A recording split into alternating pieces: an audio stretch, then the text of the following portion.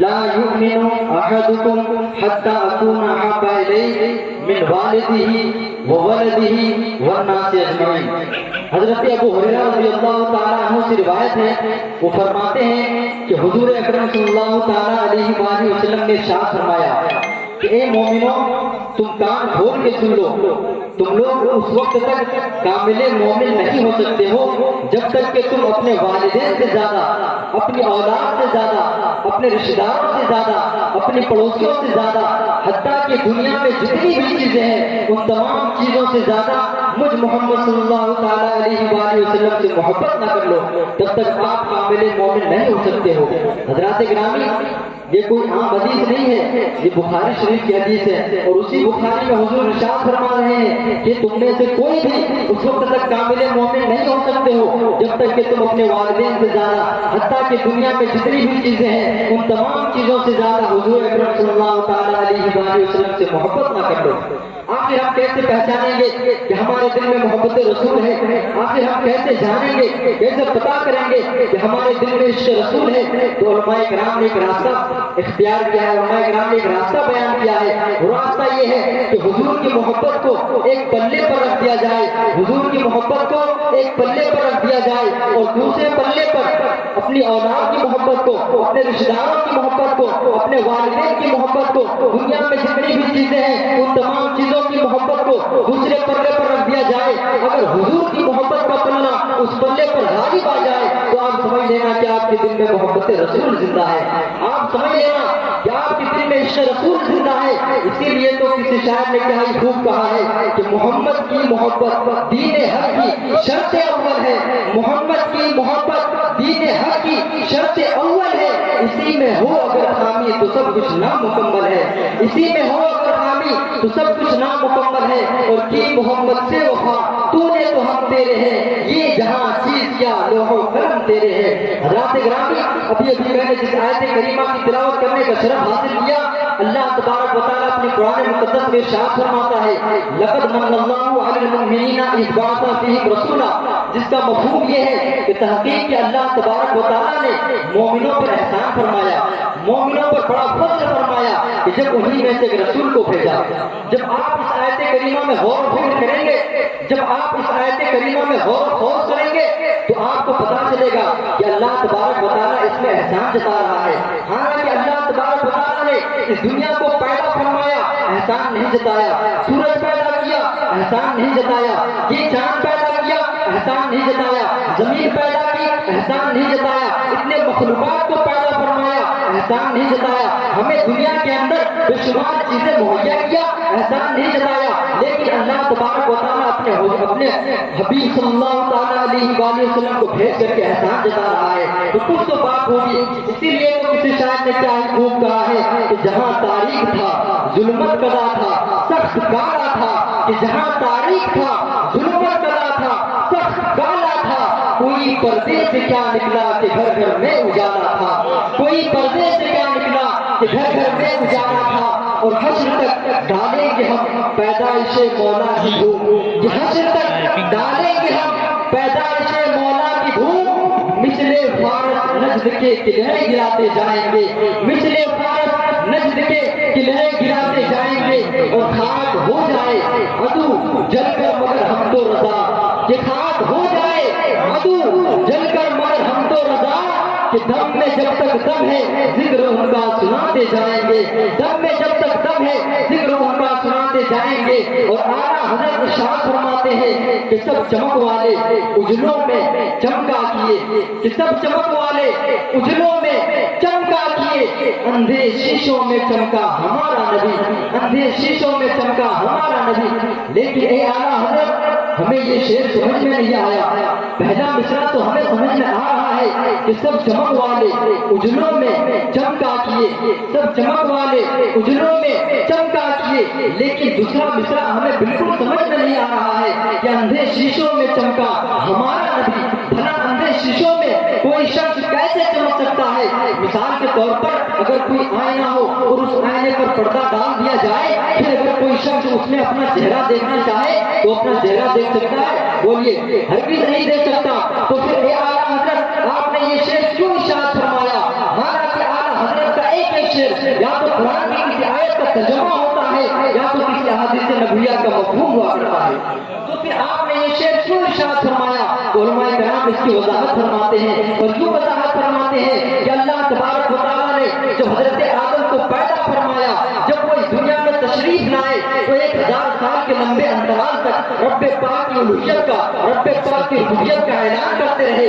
1000 سال کے لمبے عرصے تک رب پاک کی الوہیت کا، رب پاک کی وحدانیت کا اعلان کرتے رہے. لیکن سب کو مرنا ہے. جب حضرت آدم کے وصال کا وقت جب قریب آیا تو انہوں نے اپنے بیٹے حضرت شیش کو اپنی بارگاہ میں بلایا، بلا کر کہا بیٹا تم سب کچھ دیکھ چکے ہو، ٹھیک کسی روشنی میں، ٹھیک کسی چمک میں، ٹھیک کسی اجالے میں تم بھی رب پاک کی الوہیت کا اعلان کرو، تم بھی رب پاک کی وحدانیت کو بیان کرو. حضرت آدم چلے گئے تو ان کی روشنی میں اب ان کے بیٹے حضرت شیش کام کرتے رہے. لمبے عرصے تک، لمبے انترال تک حضرت شیش حضرت آدم کی چمک میں کام کرتے رہے. لیکن سب کو مرنا ہے. جب حضرت شیش کی وصال کا وقت جب قریب آیا تو انہوں نے بھی اپنے بیٹے کو اپنی بارگاہ میں بلایا، بلا کر کہا بیٹا تم بھی سب کچھ دیکھ چکے ہو، ٹھیک کسی روشنی میں، ٹھیک کسی اجالے میں تم بھی رب پاک کی الوہیت کا اعلان کرو.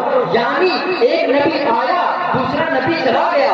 یعنی ایک نبی ابھی موجود ہے، دوسرا نبی چلا گیا. بالجملہ ایک نبی کی روشنی میں دوسرا نبی کام کرتا رہا، ایک نبی کے اجالے میں دوسرا نبی کام کرتا رہا. یعنی ایک نبی ابھی موجود ہے، دوسرا نبی چلا گیا. یعنی حضرت موسیٰ ابھی موجود ہے، حضرت ہارون چلے آئے. حضرت ہارون ابھی موجود ہے، حضرت شعیب چلے آئے. حضرت شعیب ابھی موجود ہے، حضرت الیاس چلے آئے. یعنی ایک نبی دوسرے نبی کی روشنی میں کام کرتا تھا، ایک نبی دوسرے نبی کے اجالے میں کام کرتا تھا، ایک نبی دوسرے نبی کی چمک میں کام کرتا تھا. لیکن قسم رب کعبہ کی، جب مکے کی دھرتی پر آمنہ کی گود میں جب رب پاک نے ہم سب کے مصطفیٰ کو پیدا فرمایا تو کسی نبی کا اجالا نہیں تھا، کسی نبی کی روشنی نہیں تھی، کسی نبی کی چمک نہیں تھی.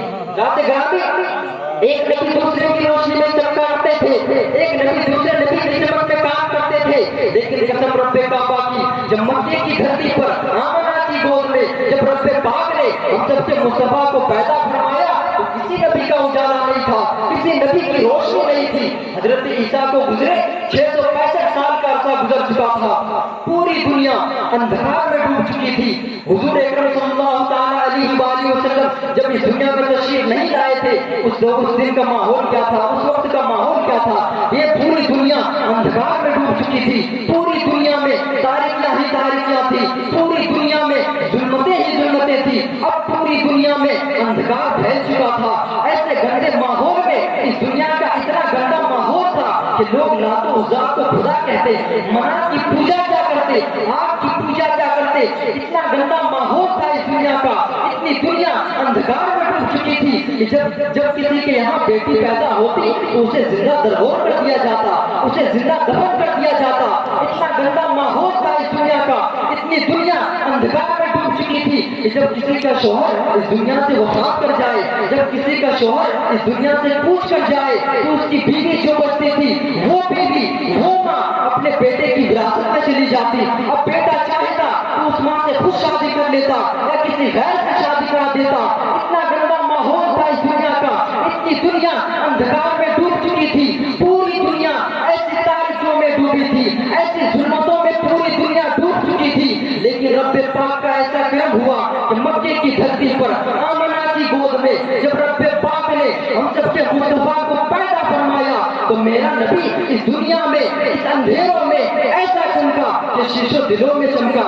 ہمارا نبی مدینے میں چمکا، ہمارا نبی مکے میں چمکا، ہمارا نبی ملک شام میں چمکا، ہمارا نبی ملک یمن میں چمکا، ہمارا نبی حد و ریاض میں چمکا، ہمارا نبی ہند و پاک میں چمکا. ہمارا نبی یعنی پوری دنیا کے اندھیروں میں ایسا چمکا کہ اعلیٰ حضرت کی زبان میں یوں بولو کہ سب چمک والے اجلوں میں چمکا کیے، سب چمک والے اجلوں میں چمکا کیے، اندھے شیشوں میں چمکا ہمارا نبی. اور جس نے مردہ دلوں کو دیوں میں ابد ہے وہ جانے مسیحا ہمارا نبی. رات گرامی میرے نبی کی وہ عظمتیں ہیں، میرے نبی کی وہ شانیں ہیں. لیکن دوست وہ اندھے ہیں جو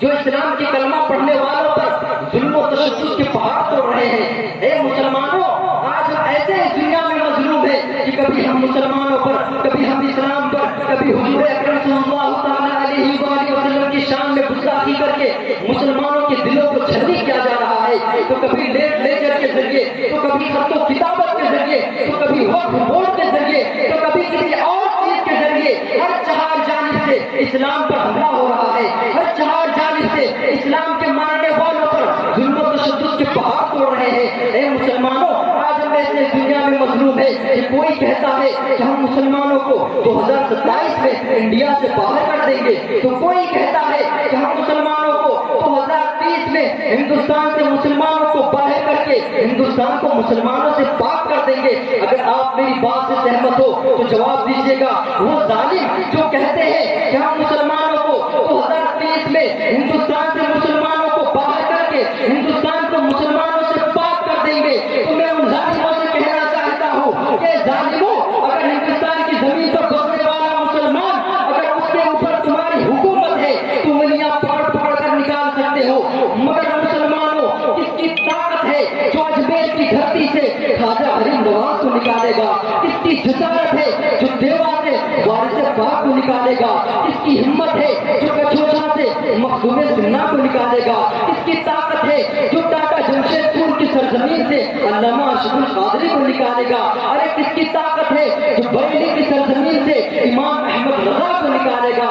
اے ظالموں، تم ہندوستان کے مسلمانوں کو مٹاتے مٹاتے خود مٹ جاؤ گے۔ نہ ہندوستان کی زمین پر بسنے والا مسلمان مٹے گا، نہ اس کے سینے میں بسنے والا مذہب اسلام مٹے گا، کیونکہ مٹ گئے، مٹتے ہیں، مٹ جائیں گے آدھا تیرے، مٹ گئے، مٹتے ہیں، مٹ جائیں گے آدھا تیرے، نہ مٹا ہے نہ مٹے گا کبھی چرچا تیرا۔